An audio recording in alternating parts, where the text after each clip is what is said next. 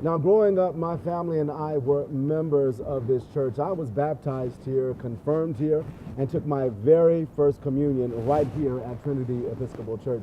So hearing this news is quite shocking. A deserted playground, an empty parking lot. It's a much different scene at Trinity Episcopal Church today. That's because on Thursday morning, an 81-year-old man drove to the church and across this grass, got out of his car, sat down on a bench, and shot himself, while children were inside the church's preschool. I was flabbergasted, to be honest with you. It's one of those things where you say, are you kidding me? Yeah, I don't believe something like this could happen in my neighborhood or let alone happen at my church. But it did, right here. The bench has been removed, but there are others like it all around the church. Here's one, and here's another. The church rector, Reverend Brad Mullis, posted a letter on the church's website shortly after the incident. In it, he stressed that the preschool staff behaved heroically today. They calmly moved children upstairs to the sanctuary.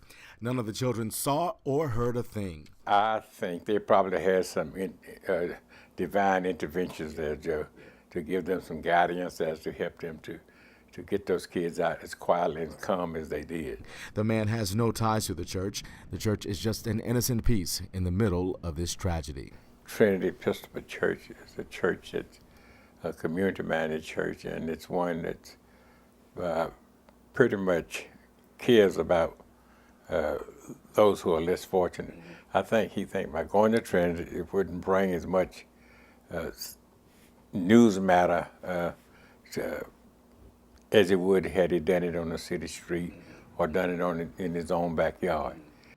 Now, the staff member that I did talk with off camera earlier told me that the shooting happened around 11:30 Thursday morning, and the preschool is over at noon. So parents were already on their way to pick up those children. In Statesville, Joe Duncan, Ram News, TV 21.